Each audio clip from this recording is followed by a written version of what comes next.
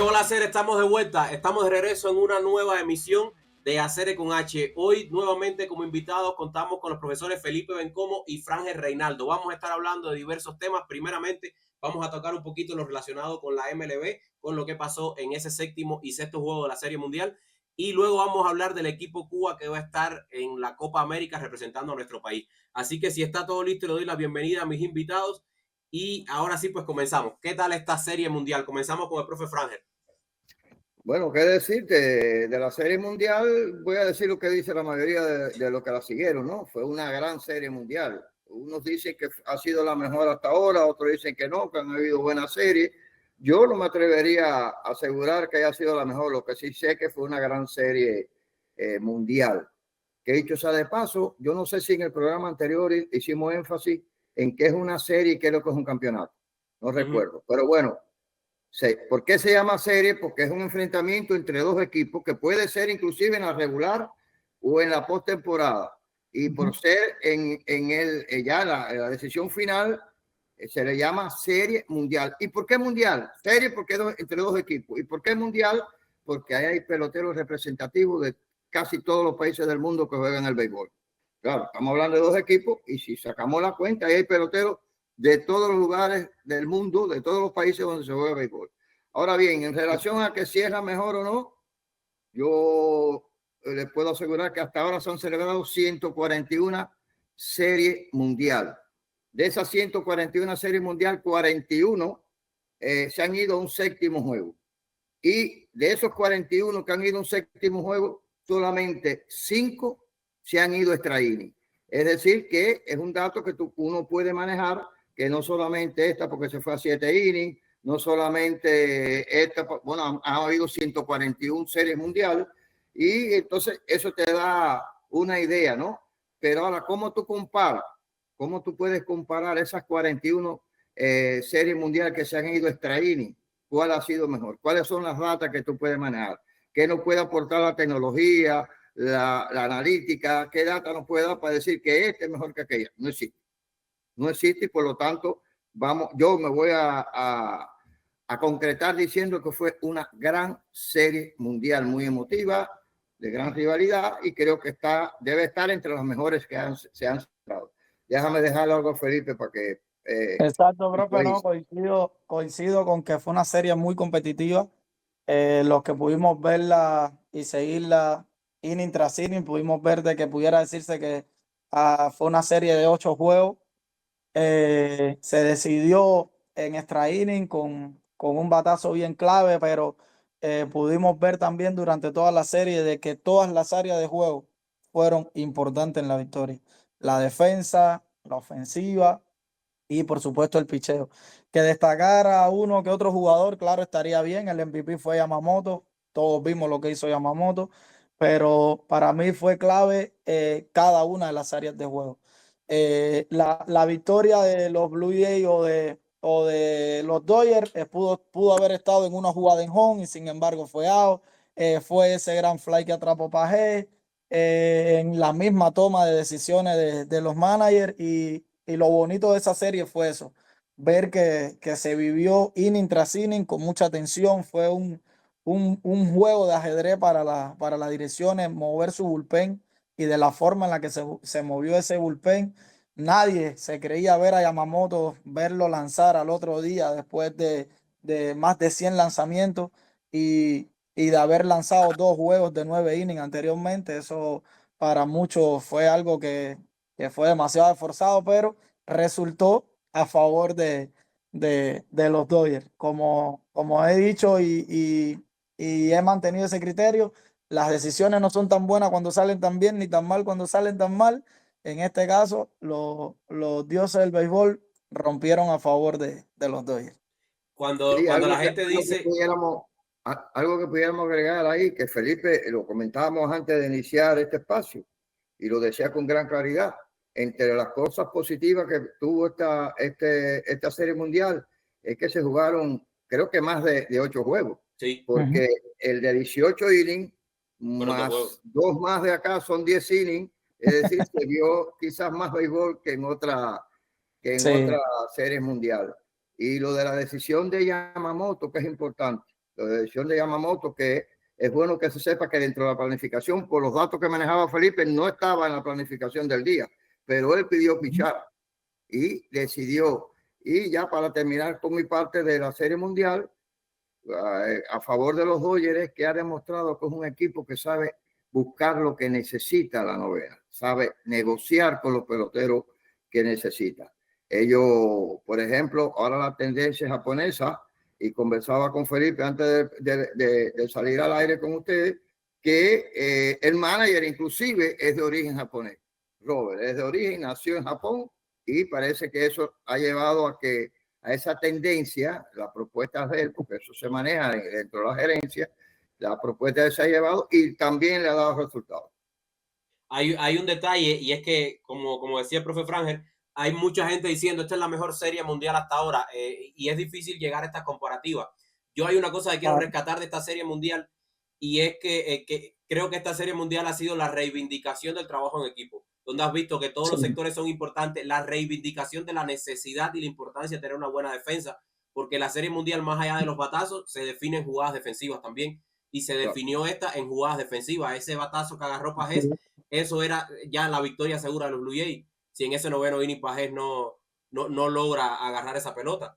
Hay dos series, creo que es la serie de Atlanta, que lo hablábamos una vez con Felipe, que fue cuando empieza a utilizarse la sabermetría y se ve este cambio ya en el béisbol a partir de la sabermetría. Yo me quedo con esa por lo que significa para el béisbol la sabermetría, y me quedo con esta por lo que significa ya de lo que es el béisbol moderno, de cómo se está jugando ya béisbol de una manera diferente, que no es el mismo de hace unos años atrás, y que estamos viendo que todo el equipo cumple una función, que todo el equipo tiene la importancia, y que los managers terminan de una forma u otra decidiendo la serie tanto como los jugadores. Es por eso que la misma sabermetría, la tecnología que hoy en día existe, que te da la posibilidad de registrarlo todo, de reportarlo todo cuanto ves, la analítica se encarga del estudio de esos reportes que te da la tecnología y te lo informa a través de las métricas de avanzada. Y eso te permite a ti.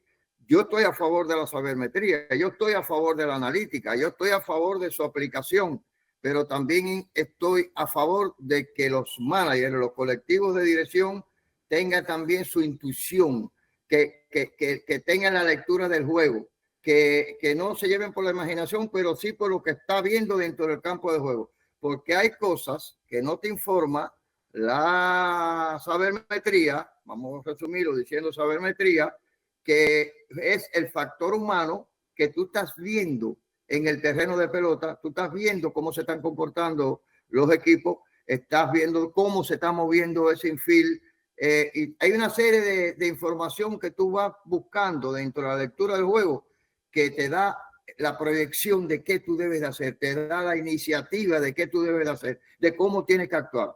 Porque pienso que si tú diriges tal cual dice la sabermetría, tú vas a robotizar el juego de pelota. El juego de pelota tiene que tener también su creatividad, porque si llegamos, este deporte llegó a ser quien ha sido a través de ese béisbol convencional o tradicional, que ha sido un béisbol rico también en jugada, cuando se tocaba, cuando se hacía el equiplay, el bateo y corrido, cuando tú veías todo ese sistema de juego que a la gente le gustó tanto, y por eso el béisbol creció. Y hoy en día la tendencia a que esto desaparezca, que las carreras se hacen desde el home a base de conexiones de largo alcance. También hay que tener cuidado en qué aplico, cómo lo aplico, en qué momento lo aplica, cómo la manejo, para que el béisbol no pierda su encanto, no pierda su riqueza. Creo que podemos, coincido contigo, a favor de la sabermetría, de la tecnología y de este llamado béisbol moderno, pero tener cuidado en no robotizar el juego de... No, realmente la decisión de Pajés no fue nada con una información sabermétrica. No, la sabermetría te dice que no lo pongas, que no abatió. Es el conocimiento. Vaya, la sabermetría pudo haberle dicho al estadístico, al sabermétrico de Robert, el bateador en turno conecta entre center y left. Un bateador zurdo. Vaya, pudo haberle dicho esto. Sus mayores conexiones contra este tipo de picheo debe ser hacia esa zona. ¿Dónde está la parte del director y la parte de ya no, lo que comentaba Frangel, es el conocimiento del director la experiencia del director, el conocimiento de su jugador y la experiencia también en decidir, bueno, es Andy Pagé el que debe cumplir esa función ahora mismo.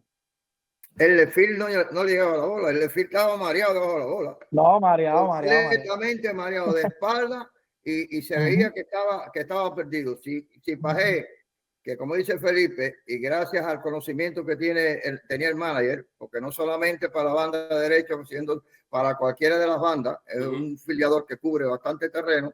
Si él no va en busca de esa bola, pudiéramos estar seguros que el Lefil no le iba a llegar. No le iba a llegar. Posiblemente la bola hubiera dado contra la pared también. Esa era la parte empírica, que no me salía la palabra, es la parte empírica del director.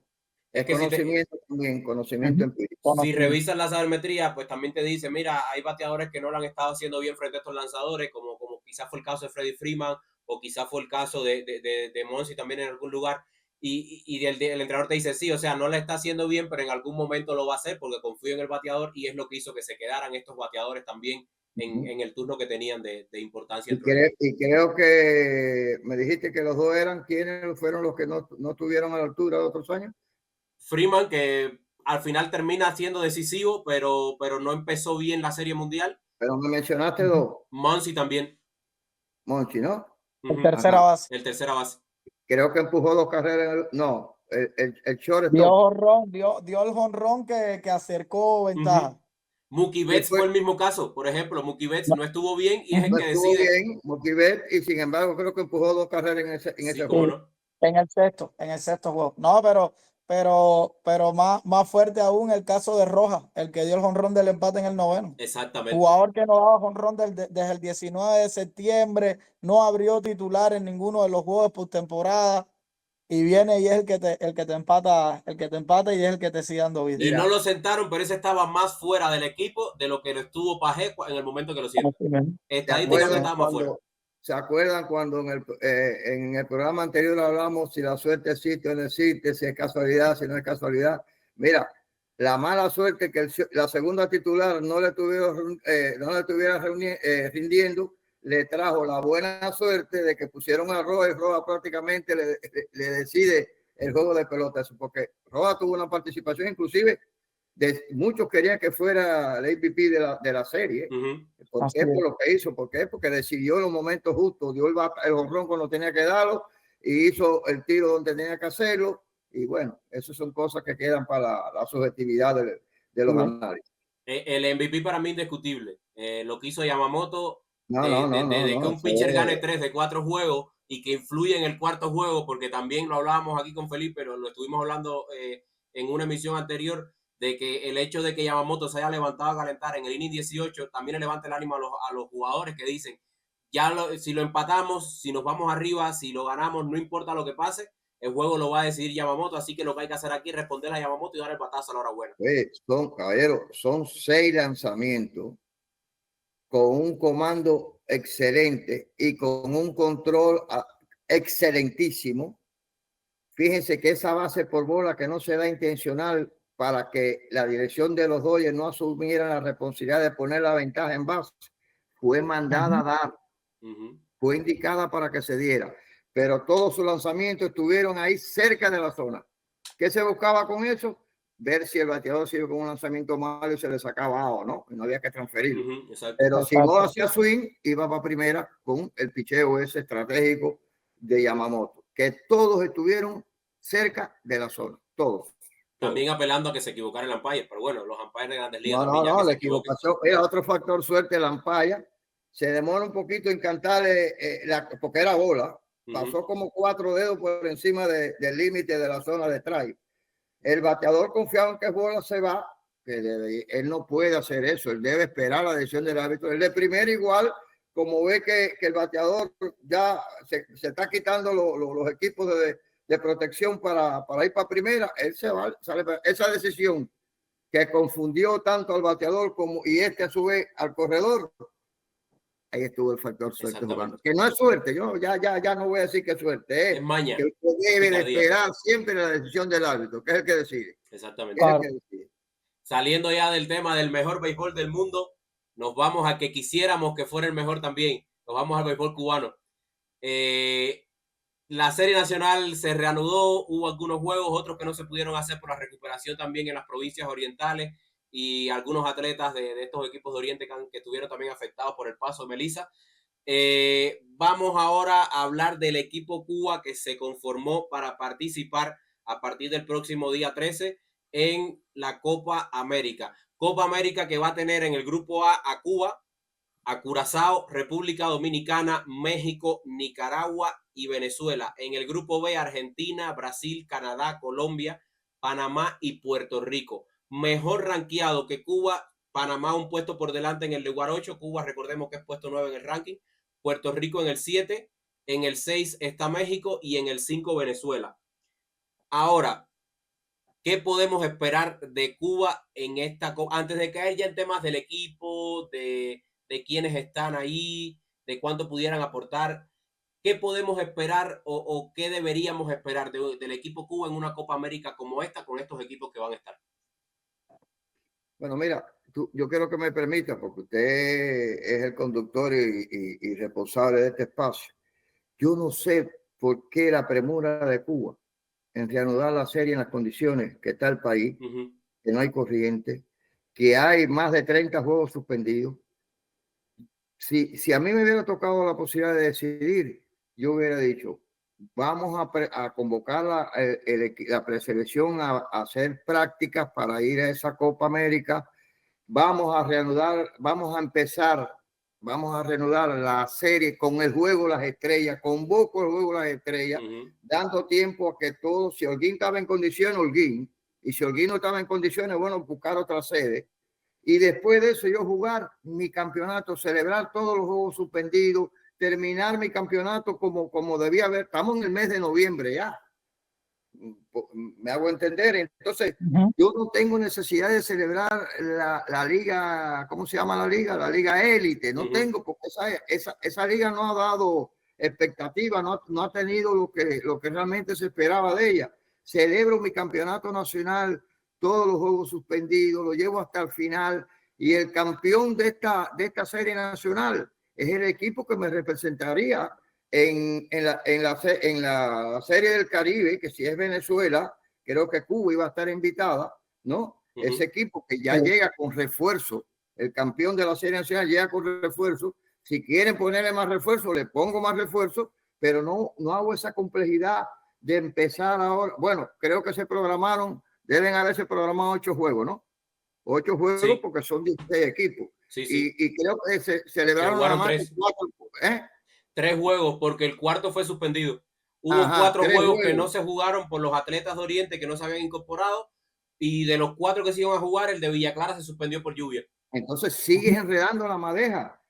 Cógela con calma. La gente va a entender que no puede haber serie élite. No porque no ha sido un torneo que ha cumplido con las expectativas, sino por todas las cosas que han venido sucediendo y que todavía están sucediendo. Y me quitaba ese problema de arriba. Además de que históricamente en estas fechas en Cuba siempre llueve y siempre se ha jugado serie nacional, y sabe de que hay juegos que se suspenden, saben que hay que dejar un colchón de tiempo entre lo que termina la fase regular y lo que empiezan los playoffs para recuperar todos esos juegos, porque son muchos.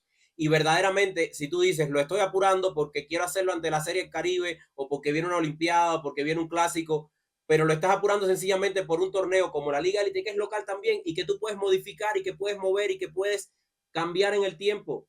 O sea, se están jugando un montón de ligas invernales y van a mover también sus juegos. Además, el ahorro económico que te Exactamente da en momentos tan complejos que tiene el país. Pero bueno, hay que dejárselo a los que más piensan. Bueno, arranco yo para dejarle a Felipe ya el espacio. Sí, para que realmente ahí agregar solo de que coincidimos, e incluso en los programas anteriores estuvimos hablando de que es hasta milagroso ver que la serie nacional se mantiene en pie después de toda esta situación. Y fíjate, no solo la situación del ciclón, hay una situación epidemiológica en Cuba también que ha afectado a muchos jugadores que han tenido que dar su indisposición para jugar por cómo se encuentran, ¿verdad? Entonces creo que más como comentaba el profe, Felipe, más los convocados a la preselección que ya están entrenando. Entonces, ¿con qué están jugando los equipos? Eso es por cumplir, decir, vamos a cumplir ya los juegos. No, yo realmente me ha dejado Es bien mucho que desear complicado eso. y con respecto al llamado al equipo Cuba para este torneo, es realmente algo bien apresurado. Ujú. Exactamente. Volviendo al torneo, profe. Sí, mira, yo creo que Cuba tiene todo, con todo lo que vemos que se está planteando de que hay poco tiempo para prepararse, yo pregunto, ¿qué equipo se está preparando? Ninguno. Nicaragua, Ninguno. Puerto Rico. ¿Tú sabes la situación que tiene cada uno de los países que van a participar? Ahí está el nombre de Puerto Rico, de República Dominicana, de Nicaragua, de Curazao. Fíjense lo que le voy a decir. Tal vez Curazao sí. Todos estos países están desde el mes de octubre celebrando sus ligas invernales, sus ligas profesionales. Esa franquicia que tienen sus patrocinadores, que tienen sus dueños, ¿no? Su gerente, invierte una cantidad de dinero en esas ligas. ¿Para qué? Para que su equipo pueda participar, inclusive pagar la participación, porque tienen que pagarla. Tienen que pagarle a los jugadores. Ellos es muy difícil, ojalá les faciliten, ¿no? Pero es muy difícil que sean sus jugadores para que representen al país en una Copa América, que es un formato que se celebra por primera vez, que está bienvenida, ¿no? Pero ellos no van a ceder sus jugadores porque sus intereses mayores están en sus ligas profesionales. ¿Qué situación tienen los países ahora? Que están buscando a ver cómo completan los 27 jugadores que van al torneo. Esos 27 jugadores que van al torneo están buscando la manera. Cuba tiene la ventaja de que ha agrupado lo que quiso agrupar, bien o mal, que creo que es un tema que tú tienes pendiente para ahorita, la forma de selección, bien o mal, pero ya tiene su novena agrupada. Y ya hoy empezaban a entrenar. Es una ventaja que favorece a Cuba. Y yo por esa ventaja que favorece a Cuba y por la situación del resto de los países, creo que a pesar de los nombres que están en esas nóminas, si Cuba juega como tiene que jugar, si Cuba logra en estos 2 o 3 días de práctica el tingor necesario, la compenetración necesaria y es bien dirigido en el torneo, para mí, que voy a correr un riesgo con decir eso, no me gustan los pronósticos, Cuba debe salir de favorito.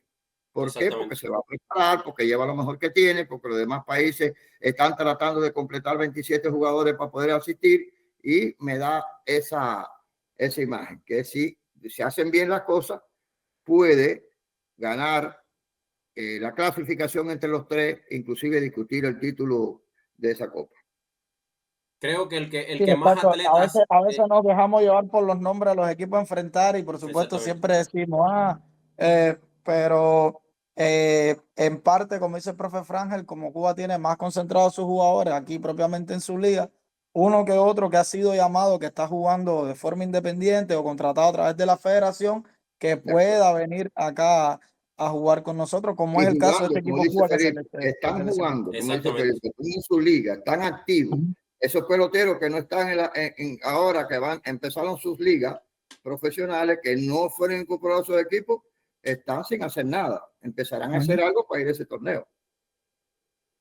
Exactamente. Quiero leer el nombre de los atletas que están llamados ahora al equipo, pero antes, siguiendo con la idea que decían ustedes, es que hay una cosa que a mí todavía me sorprende.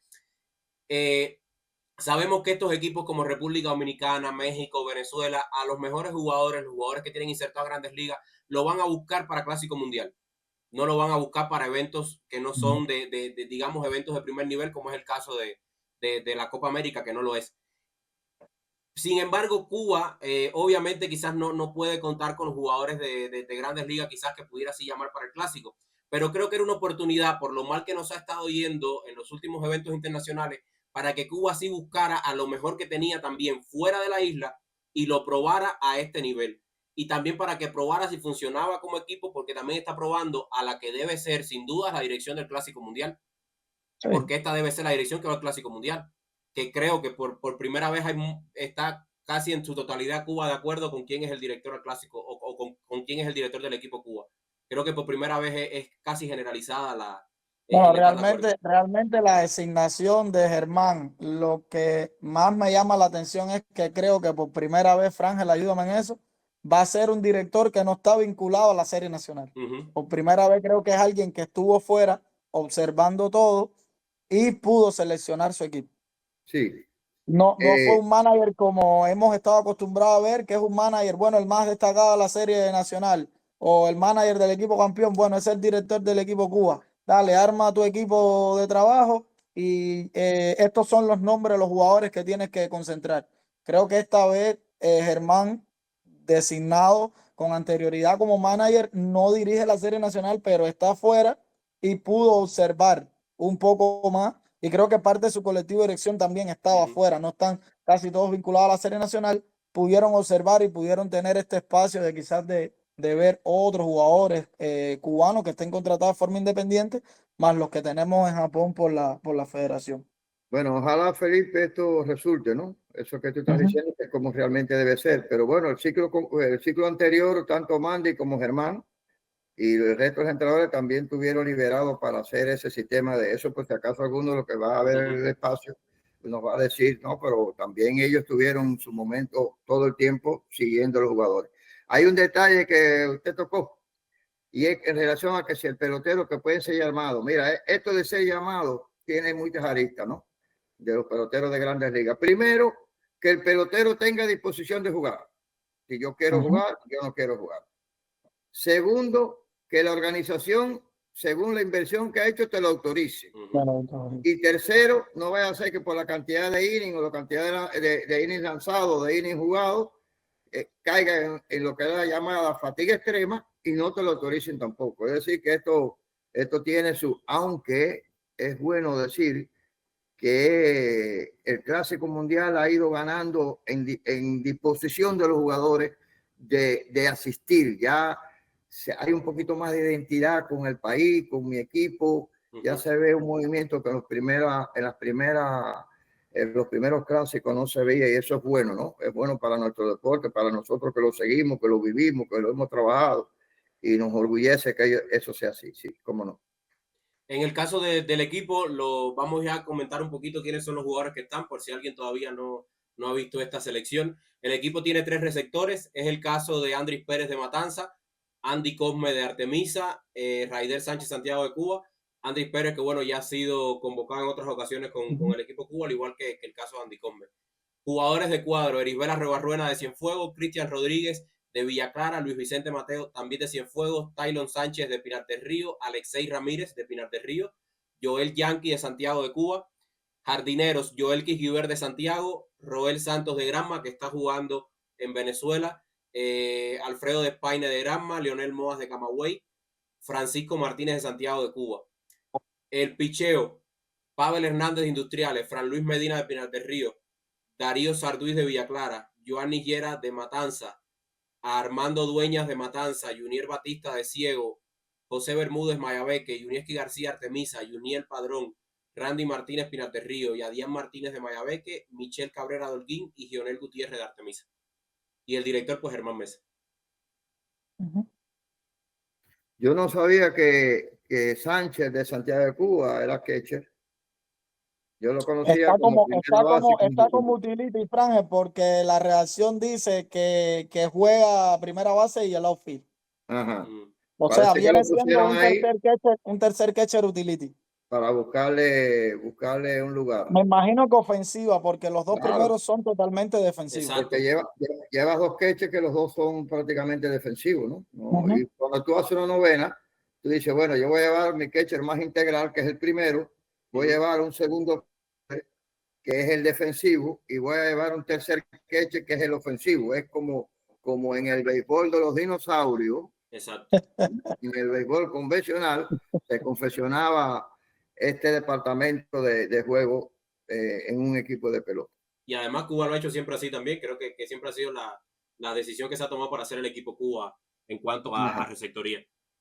En el caso igual de los jugadores de cuadro, comentábamos que quizás Discúlpame porque acuérdate que los viejitos se nos nos falla la memoria a veces, se nos va. No, la Ya creo memoria no, que déjame decirte Sarduí, que te admiro porque recordaste de que ese jugador no era receptor. O sea que tienes la mente bien clara. Sarduí fue sustituido porque está con el virus por Fran Herrera de La Habana. Exactamente, sí. Hay un cambio ya en el estado de picheo. Sí, Darío Sarduí por Fran Herrera. Y El Darío caso, Sardí es de los contratados en Japón. sí, de los que están en Japón, ¿quiénes son los que están? Darío Sarduí. El Chorestó, Cristian. Cristian, Ah, sí, Cristian cierto, Rodríguez. Cristian.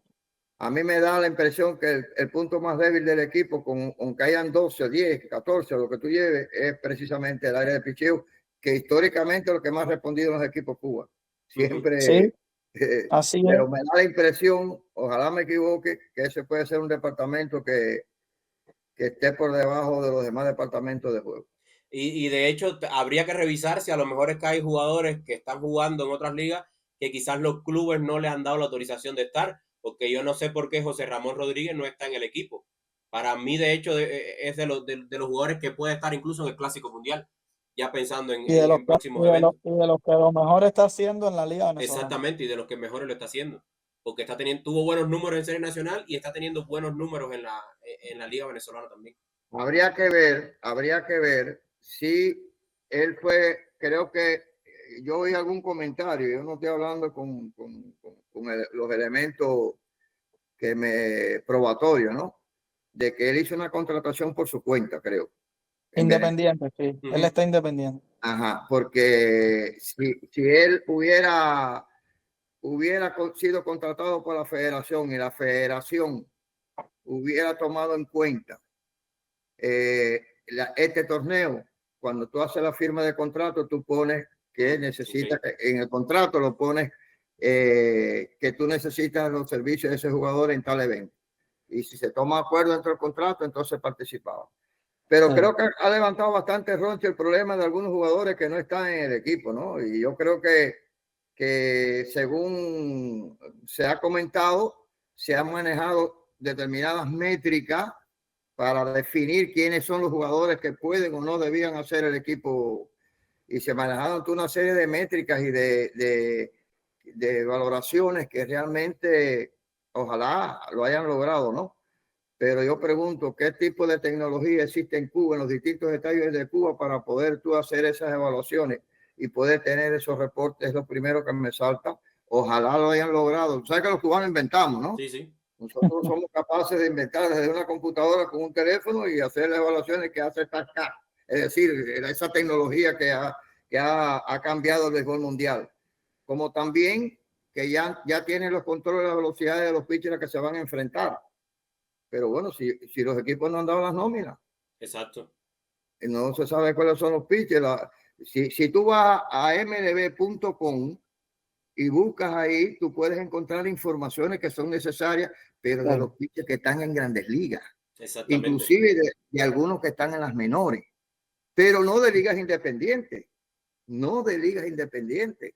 Y no de peloteros de ligas nacionales que están en sus países.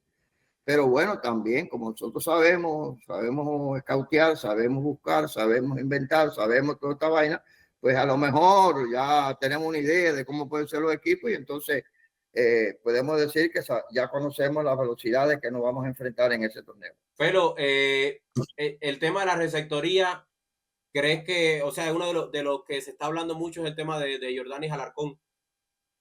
Sí. No, realmente llamó mucho la atención, Aniel, de que no existiera ningún pelotero de las Tunas en la conformación del equipo Cuba, ya que sabemos que las Tunas es de los equipos que ha mantenido su excelente resultado durante la Serie Nacional y por supuesto ha sido llevado por sus propios jugadores, no ha sido por...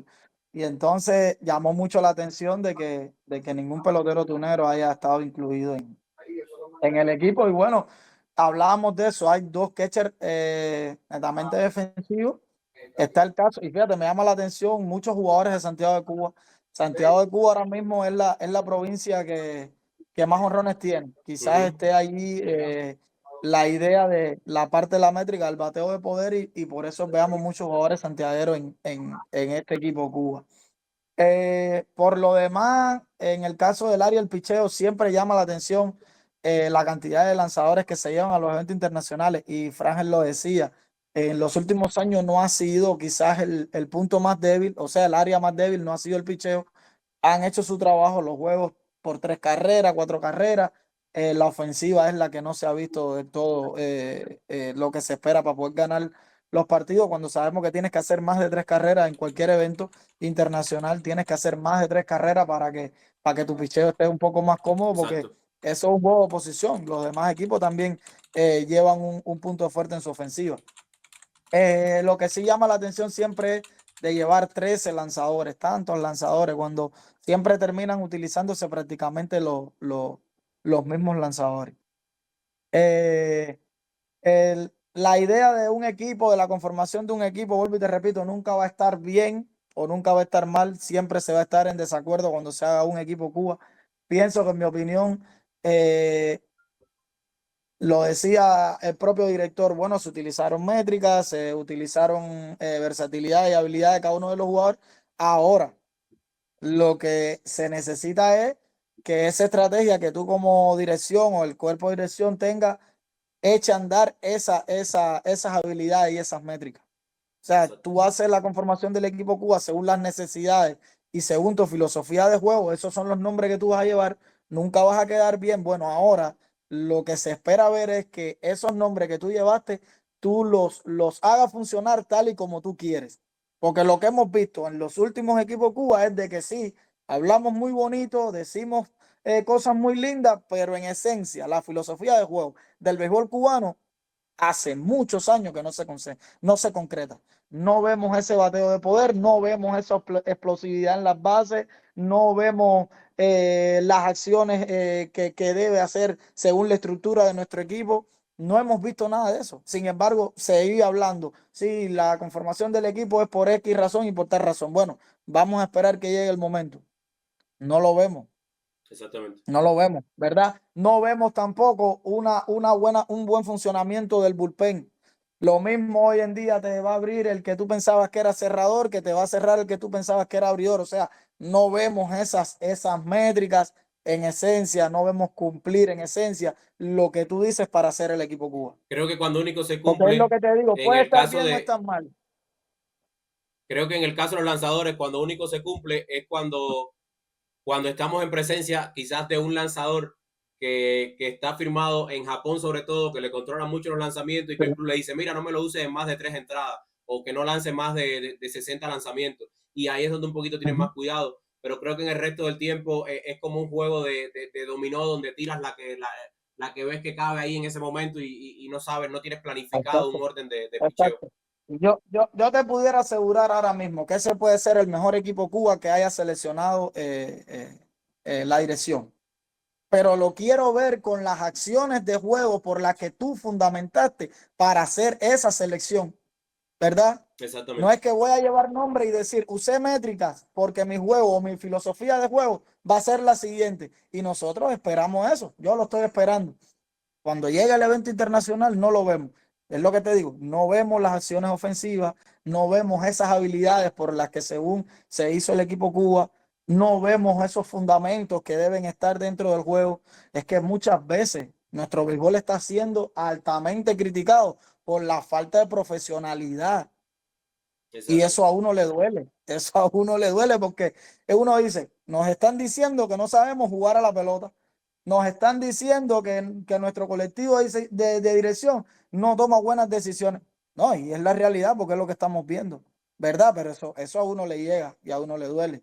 Y de lo, Porque cuando tú vas al fondo de las cosas, tú dices, pero ¿quién es el director? Una superestrella. ¿Quiénes son los jugadores que tenemos allí? Jugadores que el día de mañana van a otra liga y son los mejores de la liga. Un ejemplo bien sencillo, un ejemplo bien sencillo. En la Serie Nacional no se escuchaba antes el nombre de Yadir Drake y de pronto Yadir Drake vino a ser un jugador estrella de los equipos Cuba. exactamente. Dime. Y hoy una Y gran Yair Drey ausencia en el ahora no equipo Cuba. está. Y Yair Drey ahora no está. Y no lo dije por eso. Lo dije por otra forma de pensar en este sentido de las selecciones de los equipos Cuba.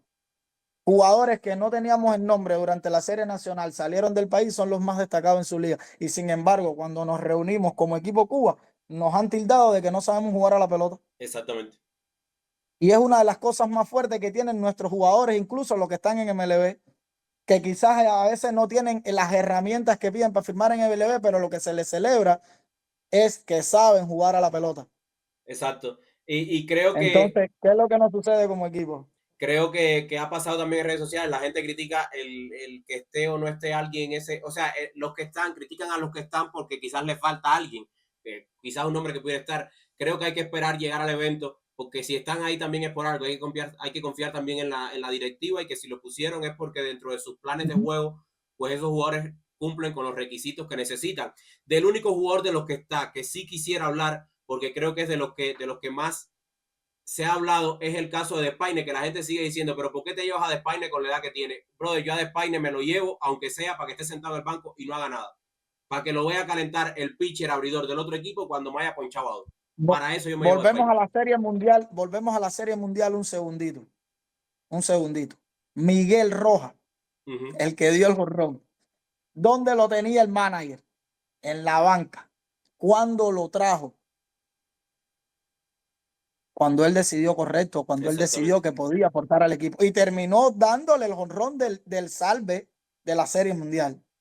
Y un jugador de 36 años. ¿Tú sabes cuántos jugadores con menos edad, con más habilidades o más recursos ahora mismo, con más herramientas que Miguel Rojas hay por el mundo que los Dodgers pudieran firmar? Exacto. Miles.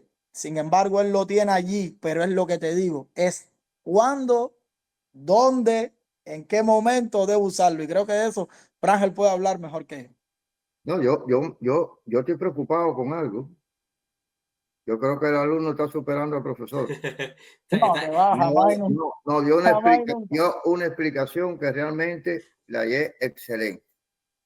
Nosotros pudiéramos hablar mucho de lo que ellos plantearon acerca de que no mencionaron las métricas como tal, ¿no? Es lógico, hay que pero sí hablaron de que utilizaron la sabermetría, la analítica para definir, y que eso llevó como resultado ese grupo que tiene ahí. Entonces, Felipe dijo algo, bueno, eso debe ser la mejor selección que se ha hecho en Cuba.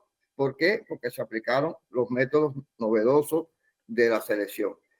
Ahora él dijo algo más importante que lo del método de selección, sino que yo quiero ver si en la práctica, cuando se aplique, cuando esté en el campeonato, si ese sistema de selección que respondió a la aplicación de lo novedoso del béisbol moderno se pone en práctica, si ellos lo demuestran. Porque llevaron a uno, porque ahora yo estaba, esta mañana estaba mirando, porque no, ahora que yo oigo por primera vez la preselección, que los dos catchers que seleccionaron son netamente defensivos. Es decir, que si a ti que ocurre, porque es una posición propensa a la lesión, se te lesiona uno, tienes que echar con el segundo, el receptor. Y si no es ofensivo y hay una situación de juego que tiene que sustituirlo, no puede sustituirlo, no puede poner emergente porque no tiene quien queche. ¿Te das cuenta? Entonces, bueno, hay que ver si no se lesiona a nadie, si en realidad los dos defensivos resultan.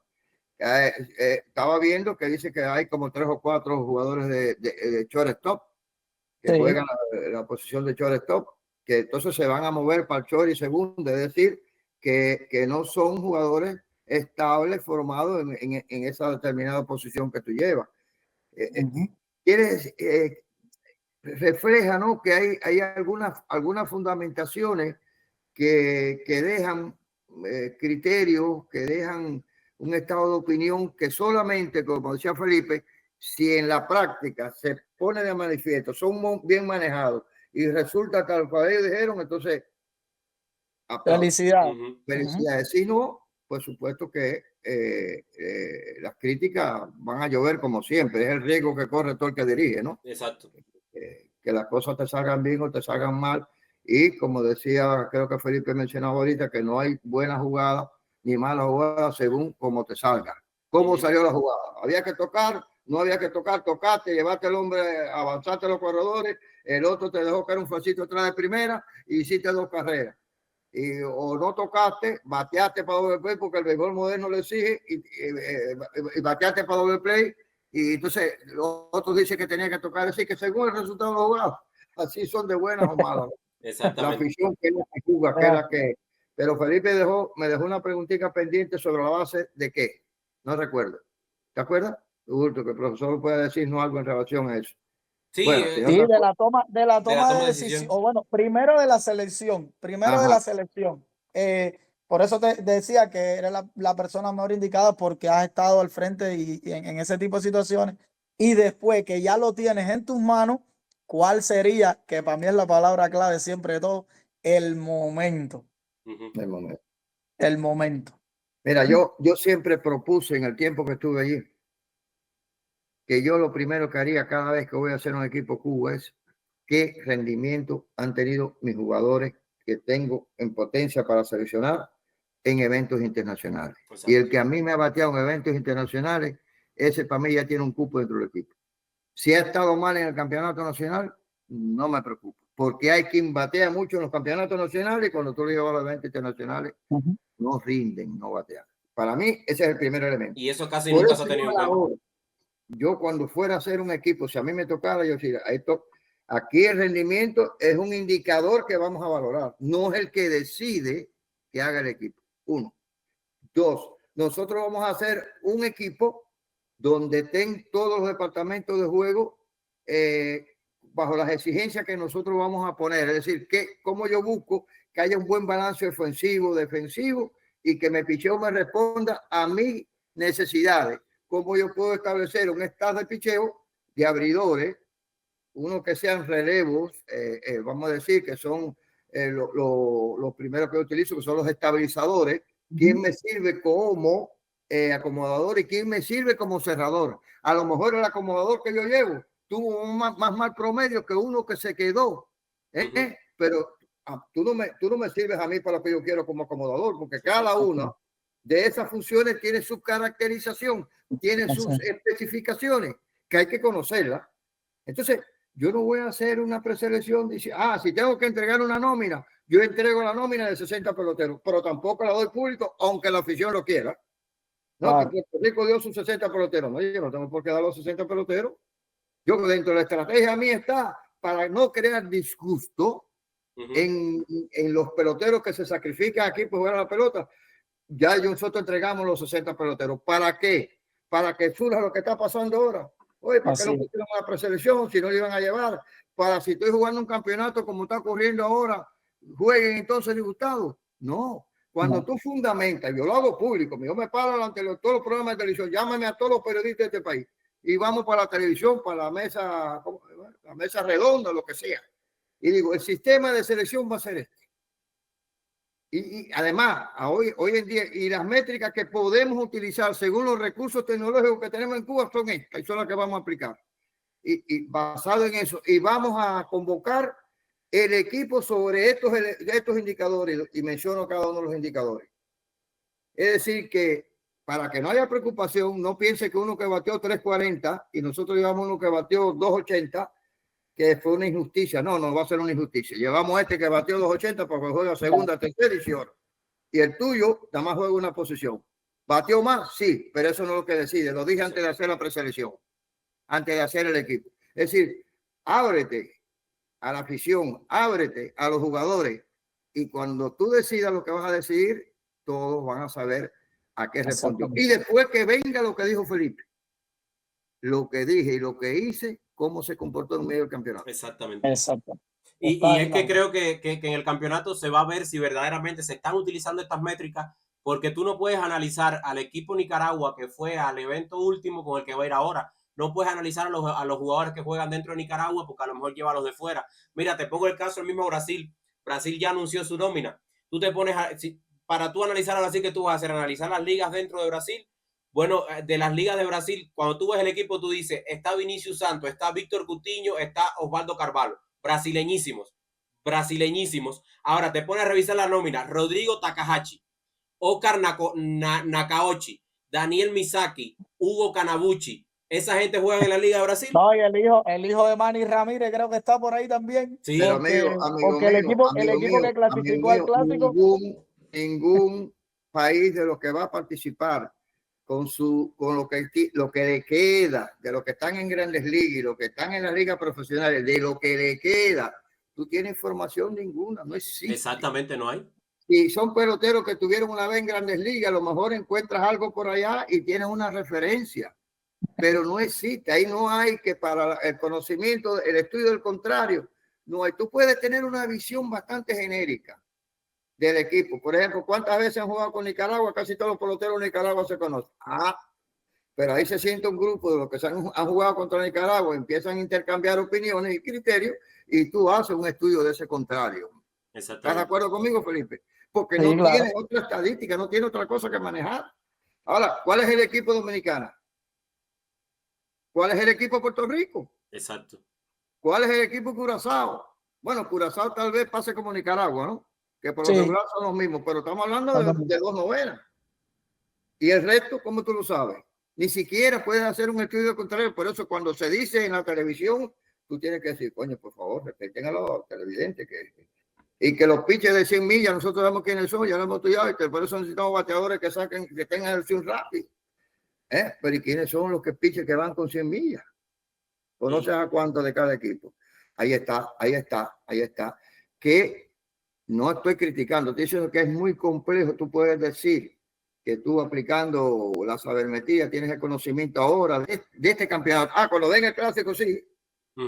Es más, yo pudiera empezar a estudiar los equipos, porque es en marzo, en que estamos en noviembre, ¿no? Sí, estamos unos meses y yo empiezo a estudiar ya se acabó la serie mundial.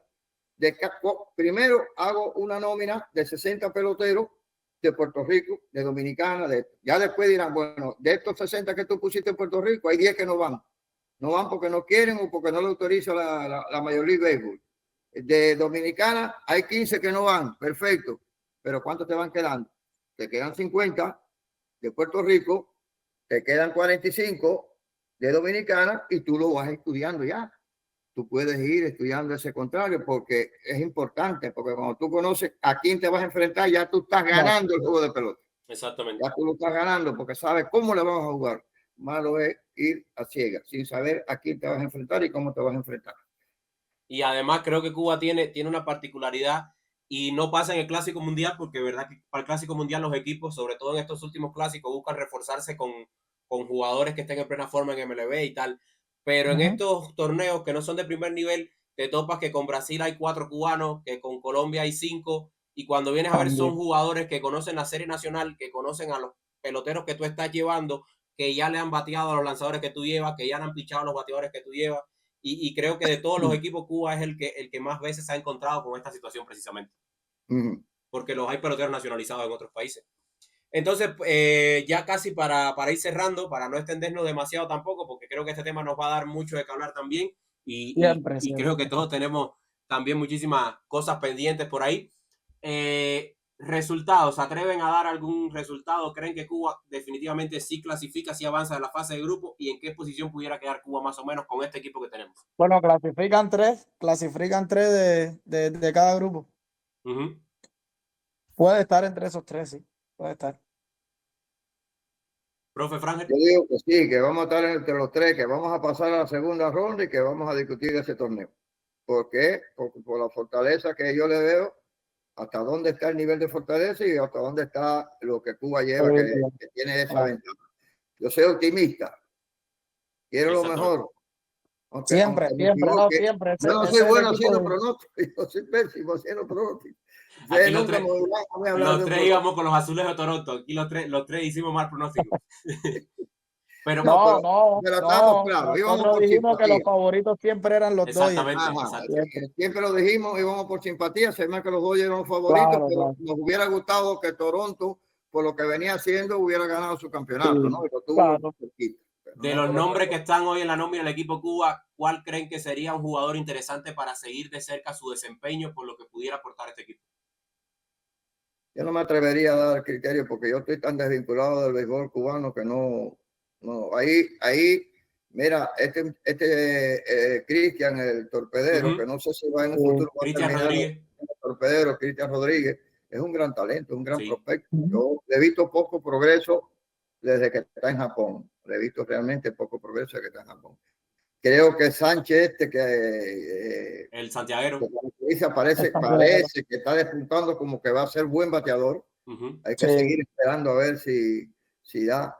Hay un pelotero que si tú le miras el somatotipo, tú dices, pero este muchacho cómo puede, que es el Paqui Martínez, de unos súbditos que juega right field de Santiago de Cuba. Francisco Martínez. Este muchacho. Estoy hablando de jóvenes, Sí, sí. hablando de los más jóvenes que están en el grupo ese. Y así no me atrevería a hablar mucho porque yo estoy desvinculado totalmente del béisbol institucional cubano, pero aquel sigue siendo mi béisbol. El béisbol cubano sigue siendo mi béisbol. Sí, desvinculado del institucional, pero no, desvinculado no, me desvincularon, que es otra cosa. Claro, Daniel, creo que de esperar algo positivo de los jugadores más nobles, porque ya los otros los conocemos, ya los otros sabemos lo que... El novato Alfredo Despaine. Bueno, Mira, Germán, ¿sí? a Germán que le salga bien la decisión de Ahora, ya te voy a Despaine, hacer una pregunta. ¿Quién ha bateado más en eventos internacionales? Quítame a Japón. Sí, sí. Quítame a Japón, porque Japón no me va a contar en esto. ¿Quién ha bateado más en eventos internacionales? De Freddy Cepeda y Despaine. Y Despaine. Cepeda. De hecho, yo voy a criticar toda la vida la decisión de que Cepeda no haya jugado el último Clásico Mundial. El último Clásico Mundial. Aunque sea para estar sentado en el banco y hacer récord.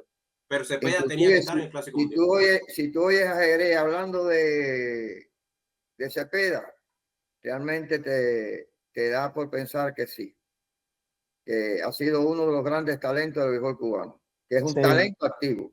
Talento activo. De eso yo lo pongo en la conversación del más grande pelotero de la historia de Cuba. Pongo a Cepeda. No digo que sea él, pero digo que debería estar en la conversación de los peloteros más grandes de la historia de Cuba, sobre todo a nivel internacional. Sí. Puede estar entre los que discuten el más grande pelotero. Bueno, me dijiste al principio que este espacio no iba a ser tan largo hoy, ¿no?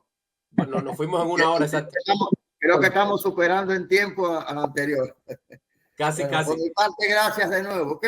No, muchísimas gracias a ustedes. Muchísimas gracias. Nos estamos viendo entonces la próxima. De esta manera, caballero, vamos poniendo punto final. Recuerda, si aún no nos sigues en YouTube, hazlo, porfa. Nos ayudarías muchísimo. Deja también tu comentario. Dinos qué te parece. ¿Está bien esta selección nacional cubana? ¿Habrías puesto a alguien más? ¿Hay alguien que crees que no debería estar en esta selección? Y, por supuesto, deja tu pronóstico. ¿Qué estará pasando con Cuba en la Copa América? ¿Ganaremos la Copa América? ¿Clasificaremos a la segunda ronda? ¿No pasaremos de fase de grupo? ¿Qué pasará con el equipo cubano en esta? Yo, como ya lo dije, me inclino a pensar que Cuba puede hacer un buen papel en esta Copa América. Bastará esperar hasta el próximo día 13 de noviembre y ver en definitiva qué estará sucediendo con este equipo. Por el momento voy poniendo punto final. Muchísimas gracias a todos. Recuerden, suscríbanse, dejen sus comentarios, síganos también en Instagram, estamos como Hacer con H, y recuerda que vía Twitch en mi cuenta personal Daniel Cuba estoy haciendo contenido casi todos los días y siempre entre contenido y contenido terminamos hablando de la pasión nacional, el béisbol cubano y también de otros deportes. Así que llégate también por allá. Muchísimas gracias y nos vemos.